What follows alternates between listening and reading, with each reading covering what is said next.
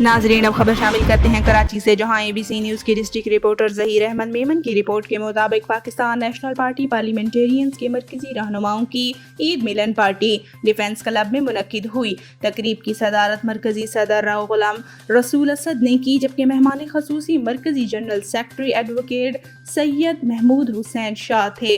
اس موقع پر صوبائی سینئر نائب صدر عالم شیروان، وسیم بٹ، سید رضا عباس، احسن فاروق، ڈاکٹر SM راٹھور، سید محب اللہ شاہ، ظہیر میمن اور دیگر رہنماؤں نے بڑی تعداد میں شرکت کی۔ اس موقع پر پارٹی کو الیکشن کمیشن میں رجسٹر کروانے کے مراحل کو جلد مکمل کرنے کا فیصلہ کیا گیا، جس کے لیے کمیٹی تشکیل دی جائے گی۔ تقریب سے خطاب کرتے ہوئے مرکزی صدر راؤ غلام رسول اسد، جنرل سیکرٹری سید محمود حسین شاہ، سندھ کے سینئر نائب صدر عالم شیروان نے خطاب کرتے ہوئے کہا کہ پاکستان نیشنل پارٹی پارلیمنٹیرینز ملک سے جہالت، بھوک، افلاس اور غربت کے خاتمے کے لیے ٹھوس اقدامات اٹھائے گی۔ پارٹی کا منشور ملک کو روشن مستقبل کا آئینہ دار ہوگا۔ انشاءاللہ ہم ملک اور قوم کو مایوس نہیں کریں گے۔